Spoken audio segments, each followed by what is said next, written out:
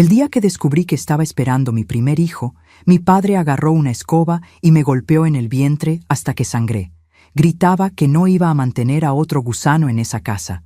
Acababa de cumplir 18 años y pensé que iba a morir ahí en el piso de esa cocina.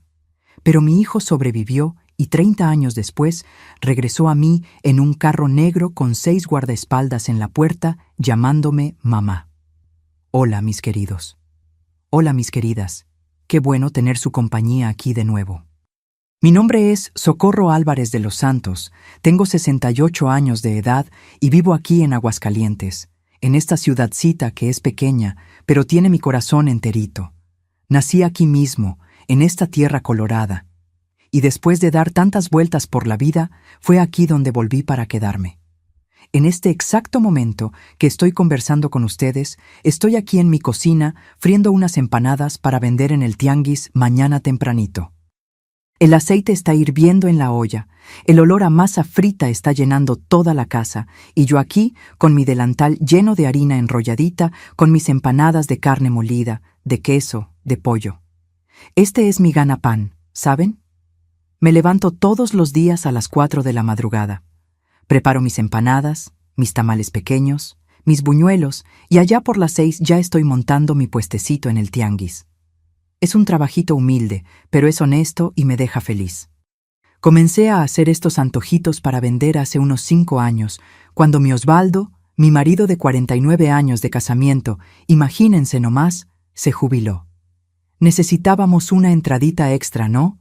Y yo siempre fui buena de mano para la cocina. Ahí pensé, ¿por qué no? Comencé vendiendo a los vecinos, después llevé al tianguis y hoy, gracias a Dios, tengo mi clientela segurita. Hay gente que llega allá en la mañana y ya pregunta, «Doña Socorro, ¿trajo empanadas de carne hoy?» Es una bendición, ¿vio? Miren, antes de continuar mi historia, quería hacerles un pedidito especial aquí a ustedes que me están viendo en este momento. Cuéntenme aquí en los comentarios de qué ciudadcita me están viendo y qué horita del día es ahí donde están. ¿Me están viendo en la mañanita, tomando café? ¿O es después de la comida, en ese descansito sabroso? ¿O ya es de nochecita cuando el día se fue y uno quiere una compañía? Leo todos los comentarios, ¿vio? Todos. Y me pone tan feliz saber de dónde son, imaginar la casa de cada uno, el rinconcito donde están sentados escuchándome. Cuéntenme, sí, mi amor, vamos a hacer una cadena de cariño aquí y ya aprovecho para pedirles, si les gustó el video, hagan clic en ese botoncito de me gusta ahí abajo, suscríbanse al canal Memorias de las Abuelas y activen la campanita de las notificaciones para no perderse ninguna historia de esta abuelita aquí. Cada suscripción me ayuda muchísimo, de verdad, y me da fuerza para seguir contando estas historias que la vida me dio. Ahora, mis queridos, les voy a contar una historia que cargué guardada en el pecho por 30 años. 30 años de silencio, de dolor escondido, de llanto que nadie veía. Es una historia difícil, pesada, que involucra violencia, abandono forzado y un sufrimiento que no le deseo a nadie, pero también es una historia de amor, de resistencia, de un milagro que pasó cuando menos lo esperaba. Es sobre mi hijo mayor, el hijo que entregué con 7 días de vida, porque mi padre juró que nos iba a matar. El hijo que protegí con mi propio cuerpo cuando me golpearon con la escoba en el vientre. El hijo que volvió a mí 3 décadas después, rico, poderoso, llamándome mamá. Prepárense, porque esta historia va a tocar su corazón, del mismo modo que toca el mío cada vez que la recuerdo. Nací un día de lluvia de enero de 1958, aquí mismo en Aguascalientes. Mi mamá, doña Natalia, contaba que la partera casi no llegó a tiempo, porque el arroyo había crecido y el puente estaba intransitable. Pero nací igual, llorando fuerte, con prisa de llegar a este mundo. Fui la 5ª hija de 8 que mis padres tuvieron. Tenía 4 hermanos mayores y 3 menores. Nuestra casa vivía llena, ruidosa, con gente por todos lados. Mi padre se llamaba Gersón. Gersón Álvarez. Era campesino. Trabajaba en una tierra rentada cerca de la ciudad, sembrando maíz, frijol, chile. Hombre fuerte, de mano gruesa, piel quemada de sol, que se levantaba antes de que cantara el gallo y regresaba a casa cuando ya era de noche. Hombre de pocas palabras, pero cuando hablaba, todos escuchaban. Y cuando gritaba, todos temblaban. Mi mamá Natalia era lo opuesto de él, bajita, delgadita, voz suave, manos siempre ocupadas con algo, cosiendo, cocinando, lavando ropa en el lavadero. Ella cuidaba a los 8 hijos prácticamente sola, porque mi papá pasaba el día en el campo. Vivíamos en una casa sencilla, de adobe, con piso de tierra, 3 cuartos pequeños donde nos apretábamos. Las niñas en un cuarto, los niños en otro y mis papás en el tercero. No éramos ricos, eso es cierto, pero tampoco pasábamos hambre. Había arroz, frijoles, tortillas todos los días, a veces carne en olla el domingo, pollo de rancho cuando sobraba dinero. Mi mamá hacía milagros con poco. Transformaba unas costillas de puerco en caldo para 8 bocas. Estiraba un pedazo de charque en guiso para la semana entera. La rutina en casa era siempre la misma. Nos levantábamos temprano antes de que saliera el sol. Mi mamá ya estaba en la cocina prendiendo el fuego en la estufa de leña, preparando el café con leche, calentando el pan de elote que había sobrado de la noche anterior. Los niños ayudaban a mi papá en el campo. Las niñas nos quedábamos con mi mamá, aprendiendo a lavar, planchar, cocinar, coser. Me gustaba ayudar a mi mamá en la cocina. Desde chiquita, unos 7, 8 años, ya me quedaba a su lado observando cómo sazonaba la carne, cómo amasaba la masa del pan, cómo movía el dulce de calabaza para que no se pegara al fondo de la olla. Fue con ella que aprendí todo lo que sé hoy. Pero la infancia no era solo trabajo, no, también jugábamos. Yo y mis hermanas, la Gertrudis, que era 2 años mayor, y la Rosario, que era 3 años menor, jugábamos a la casita debajo del árbol de mango en el patio. Hacíamos ollitas de barro, comiditas de hoja, muñecas de trapo que mi mamá cosía con retazos viejos. Inventábamos historias. Fingíamos que éramos madres de familia, que teníamos marido e hijos. También jugábamos con las niñas de la vecindad. Estaba la Luz, que vivía 3 casas para abajo y que era mi mejor amiga. Estudiábamos juntas en la escuelita de la iglesia, compartiendo el mismo cuaderno, la misma goma, porque ninguna de nosotras tenía material completo. Luz era delgadita, despierta, llena de sueños. Decía que un día se iba a casar con un hombre rico y vivir en una casa grande. Nos reíamos de ella, pero ella hablaba en serio. Mi papá, Gersón, era rígido, muy rígido. No aceptaba desobediencia de ningún modo. Si uno de los hijos desobedecía, le pegaba. A los niños les pegaba con cinturón, a las niñas con escoba, porque la escoba es cosa de mujer, decía él, como si eso tuviera algún sentido. La escoba se quedaba ahí atrás de la puerta de la cocina, siempre a la mano, siempre lista. Me golpearon pocas veces cuando niña, porque yo era niña obediente. Le tenía miedo a mi papá, entonces hacía todo derechito. No respondía, no me quejaba, no refutaba. Mi hermana Gertrudis era más rebelde. Llevaba golpiza casi toda semana, pero aguantaba firme, sin llorar, y eso dejaba a mi papá aún más enojado. La vida era sencilla, pero era nuestra. Estaban los domingos en la iglesia, la misa cantada, la procesión de la Virgen de Guadalupe en las fiestas. Estaba el tianguis los sábados, donde íbamos con mi mamá a vender pollo, huevos, queso fresco. Estaba el día de San Juan con fogata, atole, baile en la plaza. Estaba la Navidad con el nacimiento armado en la sala, la misa de gallo, la cena sencilla, pero hecha con cariño. Crecía pensando que la vida era así nomás, que papá era así nomás, que la obediencia era la única opción, que la mujer no tenía elección, solo obligación. Y fue así, en ese mundo pequeño, rodeado de reglas y miedo, que llegué a la adolescencia. Cuando terminé el 4º año, que era hasta donde las niñas podían estudiar según mi papá, dejé de ir a la escuela y me quedé en casa ayudando a mi mamá en tiempo completo. Tenía 13 años, casi 14. Me levantaba temprano, iba a traer agua del pozo, lavaba ropa en el lavadero, barría la casa, preparaba comida. Me volví una muchachita trabajadora, callada, obediente. Con 14 años ya era señorita hecha. Cuerpo de mujer, pero cabeza todavía de niña. Ayudaba a mi mamá en todo.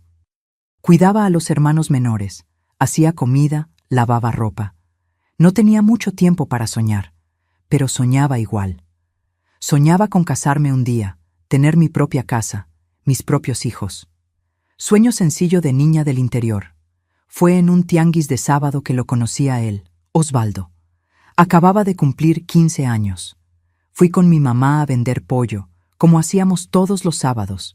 Él estaba ahí cargando cajas de jitomate en la espalda para ganarse unos pesos. Muchacho delgado, moreno, cabello negro, ojo vivo. No era guapo en el sentido de galán de telenovela, pero tenía una manera honesta en la mirada que me llamó la atención. Nos miramos por encima de un puesto de plátanos. Él sonrió. Yo bajé la cabeza, fingiendo que no había visto, pero sentí la cara calentarse. El sábado siguiente, pasó de nuevo por nuestro puesto. Se detuvo. Fingió que estaba viendo los pollos, pero en realidad me estaba viendo a mí. Preguntó el precio. Mi mamá respondió. Él compró uno aunque no lo necesitaba, solo para tener motivo de quedarse ahí cerca. La tercera vez que nos vimos, me preguntó mi nombre. Respondí bajito, Socorro. Él lo repitió como si estuviera guardando el nombre en la memoria.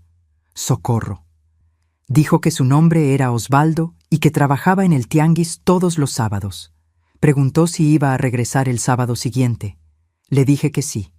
Y así comenzó. Noviazgo escondido porque mi papá no dejaba que las hijas tuvieran novio. Mujer mía no anda de platicadita con machos en la calle, decía. Para él, no éramos hijas, éramos propiedad. Él decidía todo, con quién hablábamos, qué ropa usábamos, a qué hora salíamos, a qué hora regresábamos. Y si desobedecíamos, ya saben, escoba para las niñas, cinturón para los niños. Entonces, Osvaldo y yo nos encontrábamos escondidos atrás de la iglesia después de misa, en el camino del campo cuando iba a traer leña, en la orilla del arroyo cuando iba a lavar ropa. Platicábamos bajito, con miedo de que alguien viera y le contara a mi papá. Osvaldo era respetuoso, nunca intentó nada de más, nunca me apuró. Me tomaba la mano, a veces acercaba su cara a mi cabello, pero nada más allá de eso. Estuvimos así casi 3 años, yo creciendo, él trabajando, viéndonos escondidos, soñando con el día que pudiéramos andar de novios de verdad, casarnos, tener una vida juntos.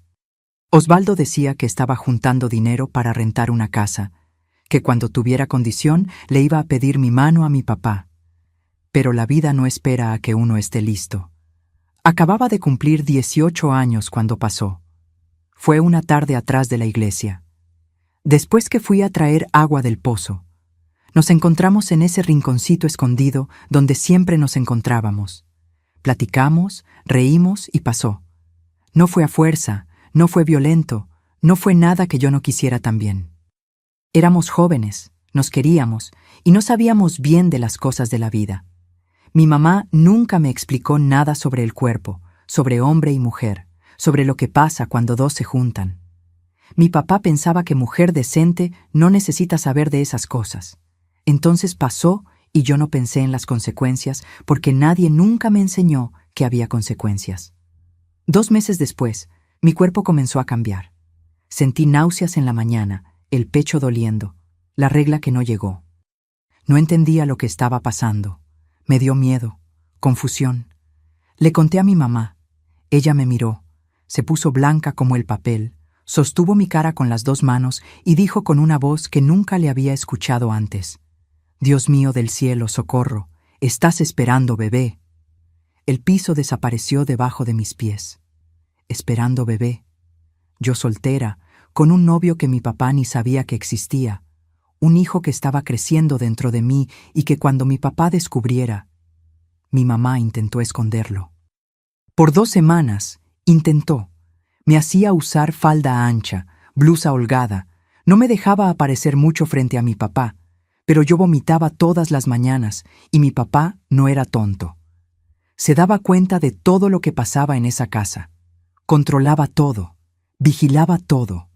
Una noche durante la cena me miró fijo, de ese modo que nos helaba por dentro. La mesa se quedó en silencio, solo el ruido de la cuchara golpeando el plato. ¿Estás gorda?, dijo. Es hinchazón, papá, respondí con la voz temblando. Hinchazón nada, levántate. Me levanté con las manos temblando tanto que tuve que sostener una con la otra para disimular. Mi papá se quedó viendo mi vientre. Todavía estaba pequeño, casi nada. Pero él vio, o sintió. Instinto de hombre que controla todo y se da cuenta cuando algo se escapa de su control. ¿Quién fue?, preguntó. Me quedé muda. Mis hermanos dejaron de comer. Mi mamá bajó la cabeza. Nadie respiraba. Pregunté quién fue. El grito hizo que el plato temblara encima de la mesa. Comencé a llorar, las lágrimas bajando solas, sin poder contenerlas. Mi papá se levantó de la mesa despacio, fue hasta la esquina de la cocina y agarró la escoba. Esa escoba de palo grueso, de madera bruta, que se quedaba atrás de la puerta. La misma escoba que usaba para golpear a las hijas desde que éramos pequeñas. Solo que esta vez su mirada era diferente. No era coraje de papá enojado, era odio, odio puro. Vino en mi dirección. Mi mamá gritó, «Gersón, no». Pero su voz no tenía ninguna fuerza en esa casa. Y entonces comenzó. Golpeó con el palo de la escoba en mi vientre. A propósito, apuntaba al vientre. Me encorvé, intenté protegerme con los brazos, pero él continuaba y gritaba, «No voy a mantener a otro gusano en esta casa, ya tengo 8 bocas que alimentar». Y golpeaba, y golpeaba. El dolor era insoportable. No era solo el dolor físico, era el dolor de saber que mi propio padre estaba intentando matar al hijo que crecía dentro de mí. Caí al piso, me encogí toda, protegí con los 2 brazos. Él golpeaba mis brazos, mi espalda, mis piernas, pero yo no soltaba el vientre. No importaba cuánto doliera, no iba a soltar. Mi mamá gritaba. Mis hermanos estaban paralizados, sentados en la mesa, viendo. Nadie se movió, nadie intentó parar, porque en esa casa mi papá era Dios, y a Dios no se le cuestiona. Cuando se cansó, porque se cansó, no porque dejó de querer, tiró la escoba al piso y escupió las palabras. Si ese bastardo nace, los mato a los 2, a ti y a él. Salió de casa, azotó la puerta, se fue al bar. Mi mamá vino corriendo, me levantó del piso con dificultad, me llevó al cuarto. Yo sangraba, no mucho, pero sangraba. Ella pensó que había perdido a la criatura, pero no la perdí. Por algún milagro que no sé explicar, mi hijo resistió. Dentro de mí, protegido por mi cuerpo lastimado, resistió. Y en ese momento, acostada en la cama, con el cuerpo dolorido y el miedo apoderándose de todo, supe lo que tenía que hacer. Necesitaba salvar a mi hijo, aunque eso significara separarme de él. Mi mamá Natalia sabía que no podía quedarme en esa casa. Mi papá había prometido matarnos, a mí y al bebé, si la criatura nacía. Y cuando Gersón prometía algo, lo cumplía. No era amenaza vacía, era certeza. Entonces, mi mamá armó un plan. Tenía una hermana, mi tía Gloria, que vivía en Zacatecas. Zacatecas quedaba lo suficientemente lejos para que mi papá no apareciera ahí de sorpresa. Mi mamá mandó recado a la tía Gloria explicando la situación. La tía respondió que podía ir, que me escondería allá hasta que el bebé naciera. 3 días después de la golpiza, mi mamá le dijo a mi papá que había conseguido un trabajo de muchacha para mí en una casa de familia en Zacatecas, que era una buena oportunidad, que me iba a dar un dinerito. Mi papá ni cuestionó. «Perfecto», dijo, «una boca menos que mantener». Me fui a Zacatecas una mañana de sol. Mi mamá me llevó hasta la central de autobuses, me abrazó fuerte, me metió un paquete de tortillas y charque en la mano y dijo bajito en mi oído, «Aguanta firme, mi hija. Dios va a cuidarlas a las 2». En la casa de la tía Gloria me quedé escondida. Dormía en un cuartito pequeño en el fondo, casi sin ventana, sofocado. No salía a la calle, no platicaba con los vecinos. Vivía con miedo. miedo de que mi papá apareciera, miedo de perder al bebé, miedo de lo que iba a pasar después de que él naciera. Los meses fueron pasando despacio. Cada día era igual al anterior. Me levantaba, miraba la pared descascarada del cuartito, ponía la mano en el vientre que crecía y me quedaba ahí, solo ahí esperando, sin saber bien qué. El vientre crecía. Le hablaba a mi hijo todas las noches, sola en el cuartito con la mano en el vientre, hablaba bajito. Aguanta, mi hijo, vamos a salir de esta. No sé cómo, pero vamos a salir. Osvaldo supo del embarazo por un recado que mandé con una prima. Quiso venir tras de mí, quiso enfrentar a mi papá, quiso asumir todo, pero mandé otro recado. No vengas, si mi papá te encuentra, también te mata. Te aviso cuando nazca el bebé. Y Osvaldo esperó, con el corazón en la mano, trabajando en el tianguis, durmiendo mal. Esperó. El embarazo fue difícil. No había atención médica, no había vitaminas, no había nada más allá de la comida sencilla que la tía Gloria lograba hacer. Me sentía mal seguido, me daban náuseas de todo, vomitaba agua, sentía mareos. El cuerpo dolía de un modo que no sabía explicar, la espalda, las piernas, todo pesaba, pero el bebé se movía fuerte, y cada vez que se movía ponía la mano en el lugar de la patadita y lloraba.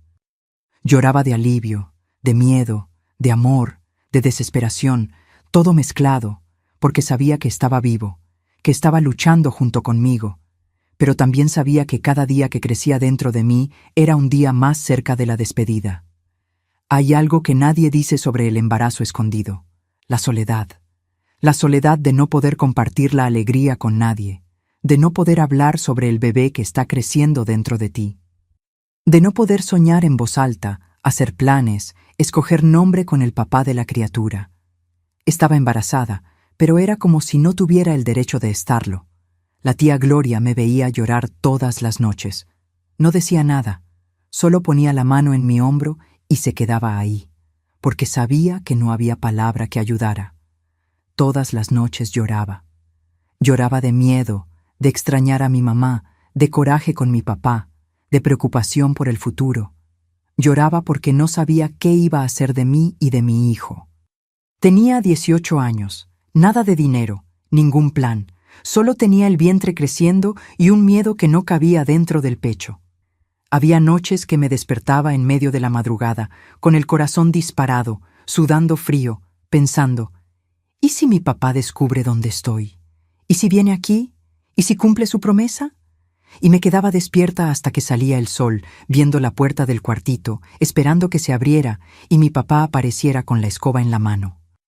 Pero en el fondo, muy en el fondo, tenía algo, esperanza.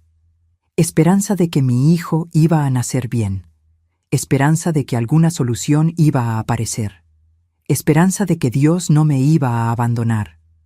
Cuando estaba de 8 meses casi al final, mi tía Gloria se sentó conmigo una noche y dijo, «Socorro, ¿ya pensaste en lo que vas a hacer después de que nazca el bebé?» No tenía respuesta, porque no lograba pensar más allá del nacimiento. No lograba imaginar lo que venía después. «No puedes regresar a Aguascalientes con la criatura», continuó. «Tu papá va a cumplir su promesa». «Lo sé», dije, «y no puedes quedarte aquí conmigo para siempre. No tengo condición de mantenerlas a ti y a un bebé». «Lo sé». Nos quedamos en silencio. El ruido de la calle afuera, el viento golpeando la ventana. Y en medio de ese silencio sentía al bebé moverse fuerte, como si hubiera escuchado la plática y hubiera reaccionado. Fue en ese momento que comencé a pensar en lo impensable, en la única solución que no quería considerar, pero que poco a poco fue tomando forma en mi cabeza como la única salida posible. Iba a tener que entregar a mi hijo. La idea me desgarró por dentro. Era como si alguien hubiera abierto mi pecho y arrancado mi corazón todavía latiendo. Pero al mismo tiempo, en el fondo, sabía que era la única forma de salvarlo. Mi papá nos iba a matar si regresaba con el bebé. Y si no regresaba, ¿cómo iba a sobrevivir? No tenía cómo trabajar, no tenía cómo mantener a una criatura, no tenía nada. Mi hijo merecía más de lo que podía darle. Merecía una mamá que pudiera cuidarlo sin miedo, una casa sin violencia, una vida sin amenaza de muerte todos los días. Y fue pensando en eso, con el corazón partido en pedazos, que pensé en Luz, mi amiga de infancia, la niña que estudió conmigo hasta cuarto año, la que se había ido a León, se había casado con un mecánico llamado Renato y no podía tener hijos. Luz siempre quiso ser mamá. Intentó por años, no llegaron, y yo sabía que ella iba a amar a mi hijo. Sabía que ella iba a cuidarlo bien. Sabía que con ella mi hijo iba a tener lo que yo no podía dar, seguridad. Mandé a la tía Gloria hasta León. Fue en autobús, encontró a Luz, le contó la historia. Luz escuchó, lloró y dijo: «Cuido a ese niño como si fuera mío, pero Socorro está segura». «No está segura», respondió mi tía, «pero no tiene opción». Y era verdad, no tenía opción. O entregaba a mi hijo a alguien que pudiera cuidarlo, o veía a mi papá matarnos. No había tercera opción. Los últimos días del embarazo fueron los más pesados de mi vida. Cada movimiento del bebé dentro de mí era una despedida. Cada patadita era un hasta luego que no quería dar. Sabía que cuando naciera lo iba a tener en mis brazos por algunos días y después iba a tener que entregarlo. Y no había nada, nada en este mundo que doliera más que eso. Pasaron los días, el vientre se puso enorme. Apenas podía dormir. Me acostaba de lado, con almohada entre las piernas, y aún así no encontraba la posición cómoda, pero no me quejaba. Cada incomodidad era la prueba de que mi hijo estaba ahí vivo, creciendo, preparándose para venir al mundo. Pasaba las tardes sentada en el cuartito, con la mano en el vientre, imaginando cómo sería su carita. Si iba a parecerse a mí o a Osvaldo, si iba a tener los ojos claros de mi mamá o los ojos oscuros de mi papá, si iba a ser tranquilo o llorón, si le iba a gustar el arrullo o quedarse en la cuna. Y cada vez que me agarraba soñando así, paraba, porque no servía soñar, no servía imaginar. No iba a estar ahí para ver nada de eso. No iba a estar ahí cuando diera los primeros pasitos. No iba a estar ahí cuando dijera la primera palabra. No iba a estar ahí. Y esa certeza dolía más que cualquier golpe de escoba. La tía Gloria hacía lo que podía. Preparaba té de hierbas, cocinaba atole, me daba baño tibio cuando apretaba el calor. No hablaba mucho, pero yo veía la preocupación en sus ojos. Preocupación por mí, por el bebé, por lo que iba a pasar después. Una tarde de mucho calor, sentadas en el corredor del fondo, donde nadie podía verme, preguntó: «¿Ya escogiste el nombre?» «Valentín», respondí sin dudar. Era el nombre de mi abuelo, el único hombre bueno que conocí en la vida. «Valentín», repitió. «Es bonito y fuerte, le queda». «¿Cómo sabes que le queda si ni ha nacido todavía?», pregunté. «Porque cualquier hijo tuyo va a ser fuerte, Socorro. Mira todo lo que los dos ya pasaron. Mira todo lo que ya sobrevivieron. Este niño ya es un guerrero antes de llegar al mundo». Acerqué la mano al vientre y sentí que se movía como si estuviera de acuerdo, como si supiera que estaban hablando de él. «Va a triunfar en la vida», dije. «Estoy segura, no sé cómo, pero va a triunfar». Y en ese momento no tenía idea de qué tan cierta estaba. El bebé nació una madrugada de diciembre. Los dolores comenzaron de tarde, flojos, espaciados.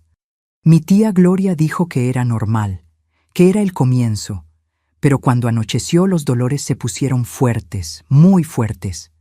Venían en olas, una tras otra, sin descanso. La tía Gloria me llevó al hospital público de Zacatecas, un hospital lleno, con gente en el pasillo, olor a alcohol y sufrimiento. Me pusieron en una camilla.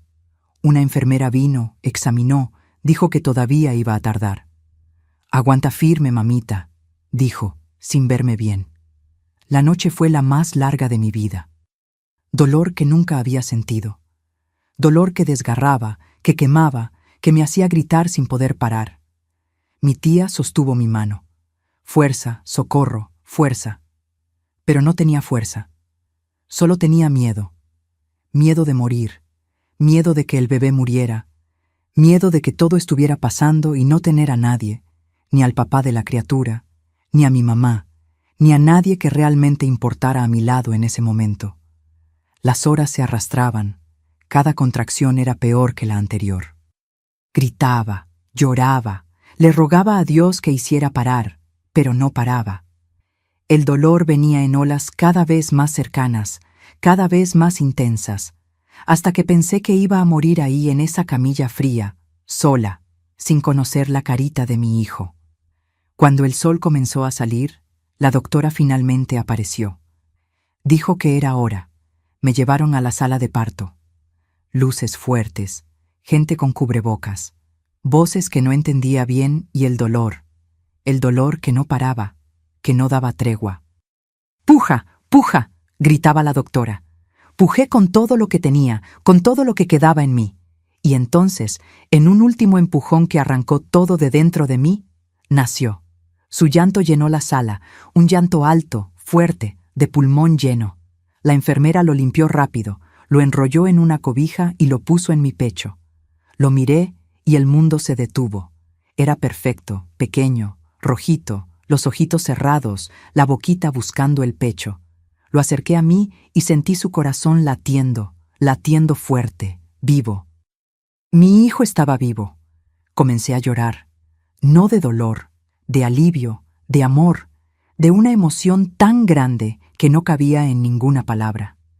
Lo sostuve con las 2 manos, conté los deditos, olí su cabecita, ese olor a bebé recién nacido que no existe en ningún otro lugar del mundo. Acerqué mi nariz a su cuellito y guardé el olor. Lo guardé para siempre. ¿Cómo lo va a llamar, mamita?, preguntó la enfermera. Valentín, dije, el nombre de mi abuelo, el único hombre bueno que conocí. En los 3 días que estuve en el hospital no solté a mi hijo.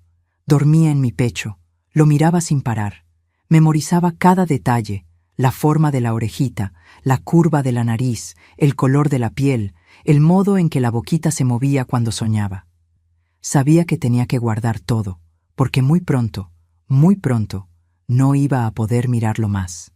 Cada segundo con él era una bendición y una tortura. Bendición porque estaba ahí vivo en mis brazos. Tortura porque el reloj no paraba de andar. Cada minuto que pasaba era un minuto menos con él. Cuando salí del hospital, regresé al cuartito de la tía Gloria con Valentín en los brazos. Lo acosté en el colchón viejo. Me senté a su lado, me quedé viéndolo dormir. Era tan pequeño, tan frágil, tan indefenso y al mismo tiempo tan fuerte, tan terco. Había sobrevivido esa golpiza de escoba en el vientre. Había resistido el embarazo difícil. Había nacido gritando vivo, perfecto. Eres un luchador, mi hijo, dije bajito. No lo sabes todavía, pero ya venciste tanto. Pero sabía que su lucha apenas comenzaba y que no podía estar a su lado en esa lucha. Esos días con él fueron los más dolorosos y más preciosos de mi vida. No dormía bien porque no quería perder ningún segundo. Me quedaba viéndolo dormir, escuchando su respiración, sintiendo el calorcito de su cuerpecito pegado al mío. Lo amamantaba y lloraba, le cambiaba el pañal y lloraba, lo bañaba y lloraba. Cada cosa que hacía era la primera y la última vez. Primera y última vez bañando a mi hijo. Primera y última vez arrullándolo para dormir. Primera y última vez cantándole. La tía Gloria me miraba de lejos, con los ojos llenos de agua, sin saber qué decir, porque no había qué decir. Al 4.º día después del nacimiento, Luz llegó. Vino en autobús desde León, entró al cuartito con los ojos llenos de lágrimas, miró al bebé y dijo: «Es hermoso, Socorro». No pude responder, solo moví la cabeza. Nos quedamos sentadas, una al lado de la otra, en silencio, viendo a Valentín. Dormía, ajeno a todo, ajeno al hecho de que su vida estaba siendo decidida en ese cuartito sofocado. «¿Estás segura?», preguntó Luz. «No estoy segura de nada», respondí, «pero no tengo opción. Siempre vas a poder venir a verlo, te prometo». «No», corté, «no puedo. Si aparezco en su vida, Mi papá va a descubrir y ahí mi papá va a ir tras él. Necesito desaparecer de la vida de mi hijo para que mi hijo tenga vida. Luz entendió, tomó mi mano y apretó. Nos quedamos ahí hasta que el sol comenzó a meterse. Cuando la luz del cuartito se puso anaranjada, casi roja, supe que era hora. Tomé a Valentín en brazos. Despertó, me miró con esos ojitos pequeños que todavía no enfocaban bien. Conté sus deditos otra vez, olí su cabecita otra vez, acerqué mi cara a su carita y sentí su piel suave, calientita. No te estoy abandonando, mi hijo, dije en su oído. Te estoy salvando. Un día vas a entender. Se lo entregué a Luz. Ella lo tomó con las 2 manos, lo apretó contra su pecho y dijo: Te prometo, Socorro, te prometo que lo voy a cuidar como si fuera mío. Nunca va a pasar necesidad, nunca le van a pegar, nunca va a ser humillado, lo juro. Gracias. Fue todo lo que logré decir. Luz salió del cuartito con Valentín en los brazos. Me quedé parada, viendo la puerta cerrarse. Escuché sus pasos alejarse. Escuché el portón golpear. Escuché el silencio apoderarse de todo. Me acosté en la cama. En el lugar donde Valentín había dormido. La marca de su cuerpecito todavía estaba ahí en la sábana. Me acosté encima de la marca. Me quedé ahí toda la noche sin llorar, sin dormir, sin nada. ¿Saben cuándo dicen que el corazón se parte? No es verdad. El corazón no se parte. Se queda ahí latiendo, lastimado, sangrando por dentro, pero latiendo. Y eso es lo que duele. No es la muerte del corazón, es que sigue vivo, sabiendo que una parte de ti se fue y nunca va a volver. Esa noche morí un poco. La Socorro que era mamá de Valentín murió ahí en ese cuartito, y la Socorro que iba a regresar a Aguascalientes, fingir que nada había pasado, vivir como si no tuviera un hijo en el mundo, nació. Pero el dolor de esa transformación se quedó y se iba a quedar para siempre. Pasé los días siguientes en un estado de ausencia. Me levantaba, comía cuando la tía Gloria insistía. Me quedaba acostada, viendo el techo. Mis brazos dolían de vacío, mi pecho goteaba leche. Mi cuerpo buscaba al bebé que ya no estaba ahí. Escuchaba llanto de bebé donde no había bebé. Me despertaba de madrugada, pensando que estaba llorando. Estiraba los brazos para tomarlo y solo encontraba aire. Y ahí recordaba que ya no estaba ahí, que nunca más iba a estar. La tía Gloria intentaba consolarme, pero no había consuelo posible, no había palabra que aliviara, no había abrazo que llenara. Había entregado a mi hijo, había tomado la decisión más imposible que una mamá puede tomar y ahora tenía que vivir con ella. Una semana después, regresé a Aguascalientes. En el autobús, miré por la ventana y pensé: estoy dejando a mi hijo atrás. Estoy regresando a casa vacía. Estoy regresando sin él. Y fue el viaje más largo de mi vida. Una semana después de entregar a Valentín, regresé a Aguascalientes, delgada, vacía, con los ojos hundidos de quien no durmió bien en meses. Mi papá me miró cuando entré a casa y dijo: adelgazaste, el trabajo te hizo bien. Y nunca preguntó más nada. No sabía, nadie sabía más allá de mi mamá, de la tía Gloria y de Osvaldo, a quien avisé por recado. El secreto se quedó guardado, enterrado, como si nunca hubiera existido un bebé, un embarazo, una golpiza de escoba, nada. Pero yo sabía y cargaba. Regresé a la rutina de siempre. Levantarme temprano, ayudar a mi mamá, lavar, cocinar, cuidar a los hermanos menores, pero era como si hubiera regresado con la mitad de mí. La otra mitad se había quedado en León, en los brazos de Luz, siendo arrullada por una mamá que no era yo. Todas las noches, antes de dormir, pensaba en Valentín, dónde estaba, si estaba comiendo bien, si lloraba mucho, si Luz estaba dando abasto y lloraba escondida debajo de la sábana para que nadie escuchara. Osvaldo me buscó 2 semanas después de que regresé. Nos encontramos en el mismo lugar de siempre, atrás de la iglesia. Me abrazó y me derrumbé. Lloré todo lo que había guardado. Lloré en sus hombros, aferrada a él, sintiendo que era la única persona en el mundo que entendía lo que estaba pasando. «Vamos a estar juntos», dijo. «Me voy a casar contigo, voy a trabajar, voy a juntar dinero, voy a pedirle tu mano a tu papá y vamos a tener otros hijos. Vas a ser mamá otra vez, Socorro». «Pero ya soy mamá», dije. «Tengo un hijo, solo que no está conmigo». Osvaldo entendió, sostuvo mi cara y dijo: «Lo sé, y un día vamos a poder contarle esta historia. Un día». Pasaron algunos meses. Osvaldo comenzó a trabajar de albañil, juntó dinero, rentó una casita pequeña cerca del tianguis y entonces, finalmente fue a hablar con mi papá. Pensé que mi papá iba a rechazarlo. Pensé que iba a mandar a Osvaldo lejos, que iba a prohibir el casamiento, pero no, porque ahora Osvaldo tenía situación. Trabajaba, ganaba dinero, podía mantener a una mujer. Entonces, Gersón lo miró y dijo: «Pueden casarse, pero si ella da problemas, la traes de regreso, que yo resuelvo».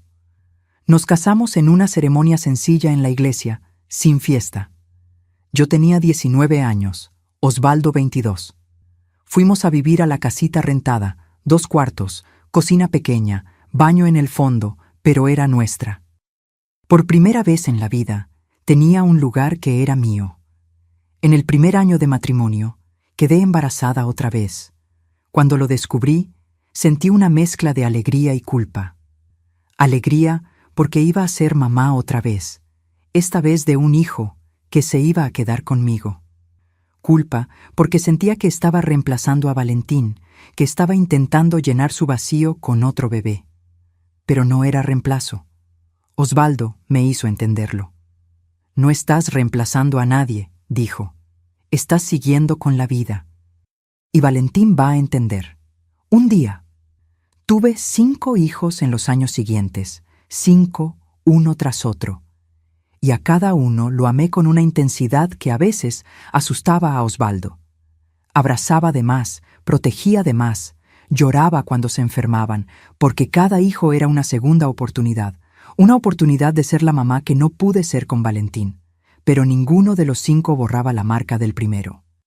Ninguno de ellos me hacía olvidar el olor de la cabecita de Valentín, el peso de él en mis brazos, la marca de su cuerpecito en la sábana. Durante todos esos años, Luz y yo mantuvimos contacto. Al principio era por carta, ella mandaba noticias. Valentín está bien, creció, está despierto, ya está gateando. Leía y lloraba en el baño para que nadie viera. Después, cuando apareció teléfono en la ciudad, platicábamos. Una vez al mes, iba al teléfono público de la plaza, llamaba a León y Luz contaba las novedades. Entró a la escuela, sacó buena nota. Es inteligente, Socorro, muy inteligente. Escuchaba y sentía un orgullo mezclado con dolor.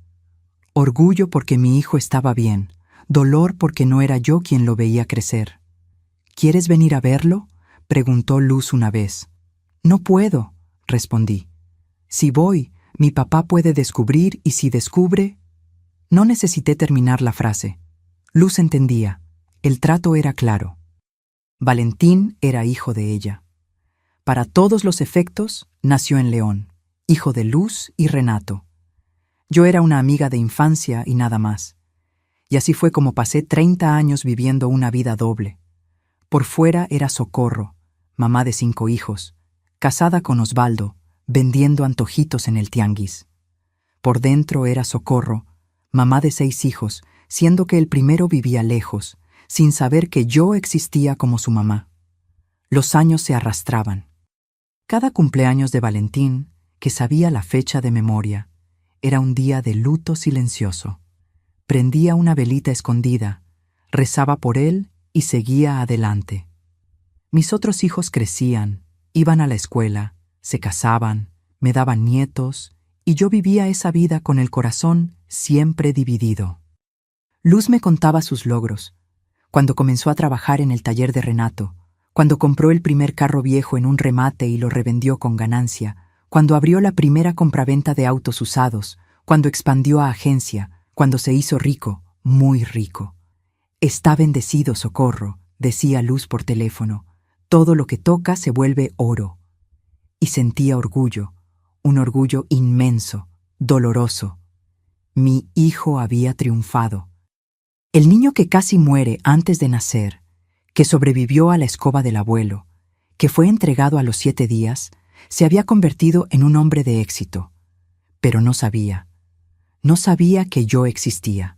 No sabía que su historia comenzó en una cocina en Aguascalientes, con un vientre siendo golpeado y una mamá protegiendo con el propio cuerpo. Mi papá, Gersón, murió cuando yo tenía 55 años, enfisema pulmonar. Fumó toda la vida. Murió ahogándose en su propio pulmón, en la cama del hospital. Fui al hospital no por amor, por obligación. Me quedé sentada a su lado, viéndolo agonizar, y en el silencio de ese cuarto dije bajito, solo para que yo escuchara: no perdí a mi hijo. Está vivo, está bien, triunfó, y usted no logró matarlo, por más que lo intentó. Gersón murió esa noche. No lloré, ni una lágrima. Osvaldo se extrañó. ¿No estás triste? Lloré todo lo que tenía que llorar cuando entregué a mi hijo, respondí. Para mi papá no me quedan lágrimas. En el velorio nadie habló de lo que Gersón hizo. Nadie sabía, más allá de Natalia, que ya había muerto, y Osvaldo, que guardó el secreto. El padre dijo que Gersón era hombre trabajador. Crió 8 hijos. Escuché y pensé, crió 8 y casi mató a 1. Pero nadie cuenta esa parte. Pasaron los años. Mis otros 5 hijos crecieron, se casaron, me dieron nietos.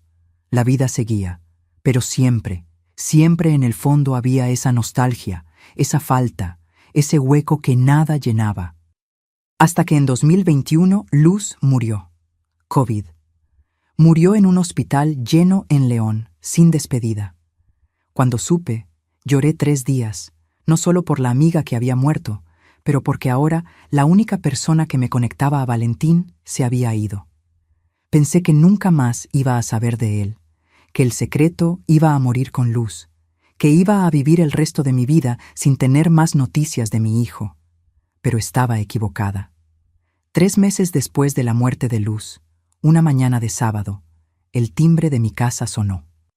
Osvaldo fue hasta el portón, abrió y se quedó parado. Frente a la casa había un carro negro, grande, brillando, con vidrios oscuros. Atrás de él, otros 2 carros. 6 hombres de traje negro estaban en la banqueta. Guardaespaldas, con lentes oscuros, audífono en el oído, mano en la cintura. Y al frente de todos, un hombre alto, fuerte, traje gris, reloj de oro, zapato que brillaba. Unos 50 años, rostro serio, ojos aguados. Osvaldo lo miró y reconoció. No por la cara, nunca lo había visto adulto. Reconoció por la mirada, la misma mirada de socorro, los mismos ojos, la misma profundidad. ¿Usted es Osvaldo? Soy yo. Soy Valentín. Osvaldo se sostuvo del portón para no caer. Las piernas le flaquearon, el labio le tembló. Miró al hombre que ayudó a crear en el vientre de su mujer y que nunca cargó en los brazos. Entra, mi hijo, entra. Quiero ver a mi mamá. Osvaldo entró a la casa. Yo estaba en la cocina de espaldas, moviendo el café. No había escuchado nada. Socorro. ¿Mande? Tengo una persona aquí para verte. ¿Quién es? Osvaldo se quedó en silencio. Volteé, miré al pasillo y vi. Vi al hombre parado en la puerta de la sala, alto, elegante, rico. Pero no vi nada de eso. Vi al bebé de 7 días que entregué en un cuartito en Zacatecas. Vi los deditos que conté, el cuellito que olí, el cuerpecito sobre el que me acosté en la marca de la sábana.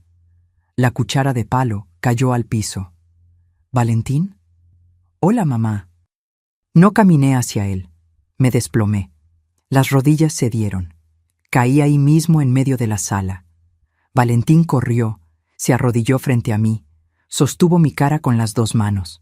Sus manos eran enormes, pero sostuvieron mi cara con una delicadeza que nunca había sentido de ningún hombre. Mamá, sé todo.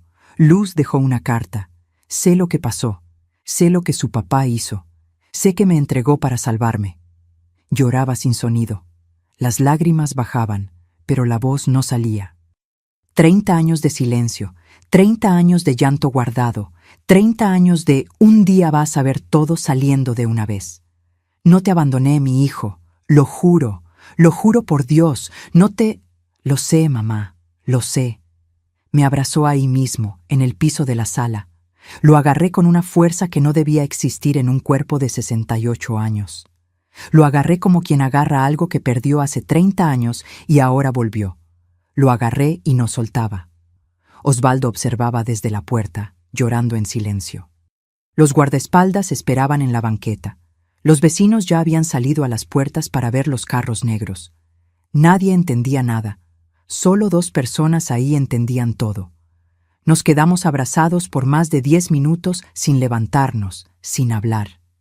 Solo el llanto de los dos mezclado, mamá e hijo, 30 años después. Y en ese abrazo, 30 años de dolor se transformaron en 30 años de amor. Todo el tiempo perdido regresó de una vez. Y valió. Dios mío, ¿cómo valió? Hoy, a mis 68 años, vivo aquí en Aguascalientes, en una casa que nunca imaginé que iba a tener. Una casa nueva, grande, con 3 cuartos, 2 baños, cocina de azulejo, corredor con hamaca. Mi hijo Valentín compró esta casa para mí y para Osvaldo 3 meses después de que apareció en mi puerta. Todavía me pellizco de vez en cuando para ver si no estoy soñando. Todos los días me levanto a las 5 de la mañana, aunque ya no necesito levantarme tan temprano. Es costumbre de quien trabajó toda la vida. Hago mi café, preparo mis empanadas para vender en el tianguis, porque no puedo dejar de trabajar. No importa cuántas veces Valentín diga que ya no necesito. Y me quedo ahí en mi cocina nueva con mi estufa nueva que Valentín compró, friendo y pensando en la vida. Osvaldo está a mi lado, como siempre estuvo. 70 años, jubilado, pasa el día en el corredor escuchando radio, platicando con los vecinos, ayudando a cuidar a los nietos cuando vienen a visitar. Cumplimos 49 años de casados este año y él nunca me cobró nada, nunca me culpó por nada. Guardó el secreto conmigo por 30 años sin quejarse. Es el hombre más bueno que conozco. Mis 5 hijos viven cerca, todos casados, todos con hijos. Tengo 12 nietos en total, contando los 3 de Valentín, que también son mis nietos, claro. La casa vive llena los fines de semana, niños corriendo, ruido, comida en la mesa, risas. Es la vida que siempre quise tener y que por mucho tiempo pensé que no merecía. Pero la mayor bendición, la mayor, es tener a mi hijo mayor de regreso en mi vida. Valentín viene a visitarme una vez al mes. Llega a Aguascalientes con los carros negros, los guardaespaldas en la puerta, cosa que deja a todos los vecinos con los ojos bien abiertos, y entra a mi casa del modo más sencillo del mundo. Se quita el saco, se sienta en la silla, come la empanada que hago y platica conmigo como si nunca hubiéramos pasado 30 años separados. Conoció a los hermanos. Al principio fue raro para todos, pero Valentín no dejó que nada quedara raro por mucho tiempo. Pagó las deudas de todos ellos, ayudó con trabajo, con casa, con lo que necesitaran. Ustedes cuidaron a mi mamá cuando yo no pude, dijo. Ahora yo los cuido a ustedes. En la sala de mi casa hay una pared de fotos, todos los hijos, todos los nietos.